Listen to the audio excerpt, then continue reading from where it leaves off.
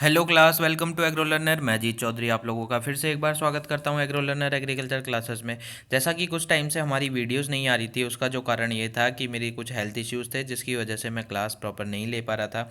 और वापस से आप लोगों के लिए फिर से एक बार आप लोगों के लिए वही क्लासेस लेकर मैं आ रहा हूँ। जिस क्लास में आज हम जो बात करेंगे, ज्वार की बात करेंगे। ज्वार की फसल को हम कैसे उगाते हैं, ज्वार ज्वार का वानस्पतिक नाम क्या होता है, उसका कौन से कुल से रिलेटेड है, ये सारी जो जो है जो वैज्ञानिक विधि के द्वारा हम जो ज्वार की फसल को उगाते हैं उसके बारे में हम बात करेंगे। तो ज्वार को हम इंग्लिश की अगर हम बात करते हैं तो ज्वार को कहा जाता है शोरगम। और ज्वार की फसल जिन स्टूडेंट्स ने नहीं देखी है तो वो देख लीजिए। ज्वार के अंदर बाली आती है, बाली के अंदर इस तरीके का जो फूल आता है जिसके अंदर दाने निकलते हैं, ज्वार के दाने। और इसका जो पत्ता होता है एकदम मक्का, बाजरा और जो हम बात कर रहे हैं ज्वार, तीनों का जो पत्ता होता है एक समान ही पाया जाता है। अब हम बात करते हैं मक्का के जो बोटेनिकल नाम है उसकी हम बात करते हैं। तो मक्का का जो साइंटिफिक नेम है वो नाम है सोरगम बाइकलर। मक्का का जो बोटेनिकल नाम है उसे हम क्या कहते हैं, सोरगम बाइकलर कहते हैं। फैमिली की बात करें तो पोएसी ग्रेमिनी दोनों ही। जब तक अब तक कि हमने धान की बात कर ली थी, सॉरी, ये मक्का की नहीं है, ये ज्वार की है, सॉरी।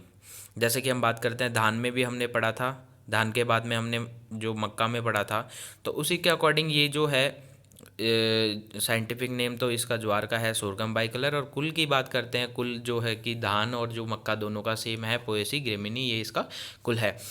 नेक्स्ट क्लास में हम जो वीडियोस आप लोगों के लिए लेकर आऊँगा वो उसमें सारे जो कुल हैं उसमें कौन कौन सी फसलें आती है उसकी लेकर आऊँगा। तो उस वीडियो में भी बहुत इंपॉर्टेंट क्वेश्चंस बनेंगे आप लोगों के कंपटीशन के अकॉर्डिंग और नॉर्मल एग्जाम क्लास के अकॉर्डिंग भी। गुणसूत्रों की संख्या की अगर हम बात करते हैं तो जो ज्वार की फसल है उसके अंदर गुणसूत्र संख्या 20 पाए जाते हैं। पुष्पक्रम की अगर हम बात करते हैं तो पुष्पक्रम को जो है पेनिकल कहा जाता है ज्वार के फूल फूल को। अगर हम फल की बात करते हैं तो फल को कैरियोप्सिस कहा जाता है। उत्पत्ति स्थल की बात करते हैं तो बहुत अलग अलग साइंटिस्ट है जिन्होंने अलग अलग नाम दिया है। जैसे कि जो साइंटिस्ट वर्थ थे उनके अकॉर्डिंग अगर हम बात करते हैं तो वो अफ्रीका और भारत के अंदर ही इसका उत्पत्ति स्थल साइंटिस्ट वर्थ के अनुसार माना जाता है। दूसरे साइंटिस्ट की अगर हम बात करते हैं, डी कैंडोली व हुकर की, इनकी अगर हम बात करते हैं तो इन्होंने जो उत्पत्ति स्थल बताया था वो अफ्रीका के अंदर बताया था। उसके अलावा हम बात करते हैं बेबीलोन ने जो है एबीसेनिया, इसका जो उत्पत्ति स्थल बताया था।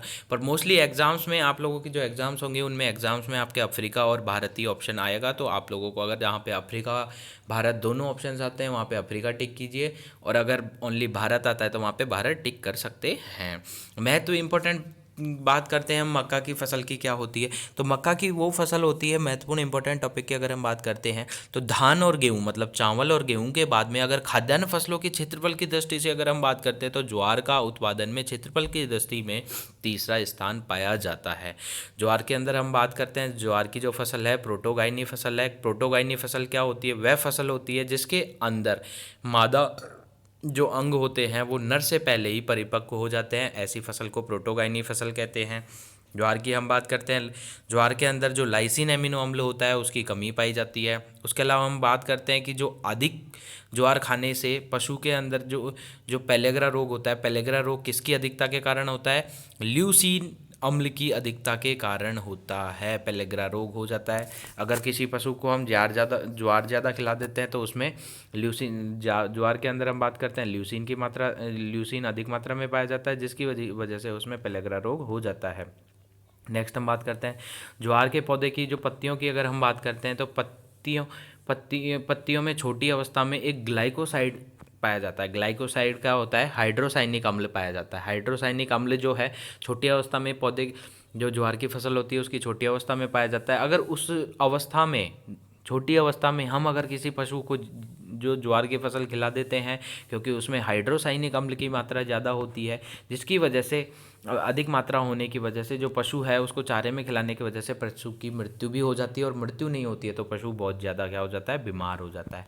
अगर हम बात करते हैं ज्वार की फसल की, तो ज्वार की फसल जो है उसे शॉर्ट डे प्लांट कहा जाता है, मतलब छोटे दिन का पादप कहा जाता है, क्योंकि इसको जो तापमान है उसमें कमी होने शॉर्ट डे प्लांट इसलिए क्यों कहा जाता है, क्योंकि इसलिए कहा जाता है जब तापमान की अधिकता होती है तो ये खुद की वृद्धि रोक देता है, और जैसे ही इसे अनुकूल तापमान मिलता है तो वापस से ये अपनी बढ़वार कर देता है। ज्वार को अगर हम बात करते हैं तो इसे कैमल क्रॉप भी कहा जाता है। कैमल क्रॉप इसी वजह से कहते हैं क्योंकि इसमें वृद्धि रोक देता है। वृद्धि रोकने के बाद जैसे ही वर्षा होती है या हम बात करते हैं उसको अनुकूल टेम्परेचर मिलता है, वापस से अपनी जो है वो वृद्धि स्टार्ट कर देता है। इसका ज्वार का जो दाना होता है उसके उपयोग की अगर हम बात करते हैं तो मुर्गी पालन के लिए किया जाता है, और पशुओं का जो आहार बनाया जाता है वो ज्वार के दाने के से ही बनाया जाता है।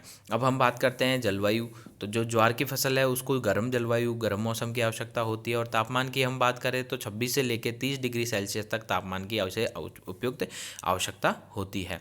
मृदा की अगर हम बात करते हैं तो इसे ज्वार की फसल को जो है भारी मृदाएं, मतलब जो हैवी सॉइल्स होती हैं वो मृदाएं इसे आवश्यक होती है। उन्नत किस्मों की बात करते हैं तो उन्नत किस्मों के अंदर दो तरीके से की फसलें हम लेते हैं। एक फसल जो हम लेते हैं वो दाने के लिए लेते हैं, मतलब कि जो अनाज है उसको उत्पादन के लिए लेते हैं, और दूसरा जो है वो हम उत्पादन के लिए लेते हैं हरे चारे के लिए, हरे चारे को उत्पादन के लिए। तो अलग अलग किस्में हैं, मतलब कुछ किस्में ऐसी हैं जिनमें दाने के उत्पादन के लिए ही किया जाता है, और कुछ किस्में ऐसी है जो हरे चारे के लिए की जाती है।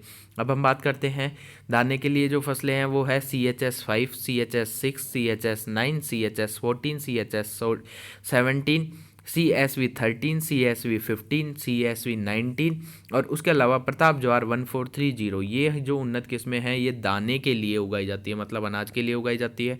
और हम बात करते हैं हरे चारे के लिए। हरे चारे के लिए MSG 59 3, MP चरी, राजस्थान चरी 1, राजस्थान चरी 2, और SPH 837। ये कुछ फसलें हैं जो हरे चारे के लिए उगाई जाती है।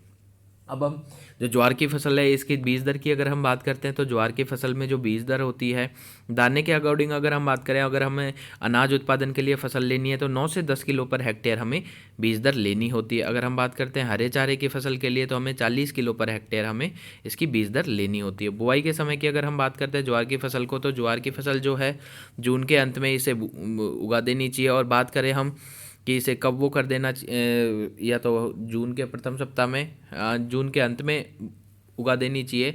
बुआई का अच्छा समय जो माना जाता है वो जुलाई के अंत, जून के अंत में, और उसके बाद अगर बात करें तो जैसे ही बारिश शुरू होती है उसी टाइम पे हमें बुआई का समय शुरू कर देना चाहिए।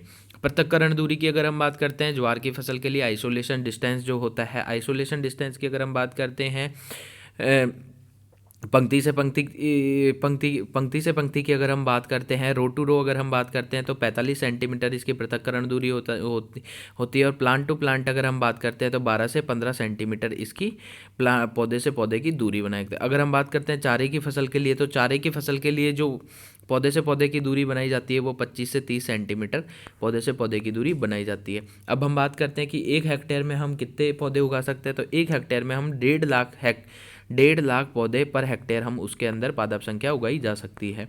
खाद एवं उर्वरक की बात करते हैं तो खाद एवं उर्वरक 2 क्षेत्रों में के अकॉर्डिंग उपयोग किया जाता है। पहले के हम बात करते हैं सिंचित क्षेत्रों में। सिंचित क्षेत्रों में जो है खाद एवं उर्वरकों की जो मात्रा होती है, नाइट्रोजन हम 80 किलो देंगे, और पोटास जो है फास्फोरस जो है 40 किलो देंगे।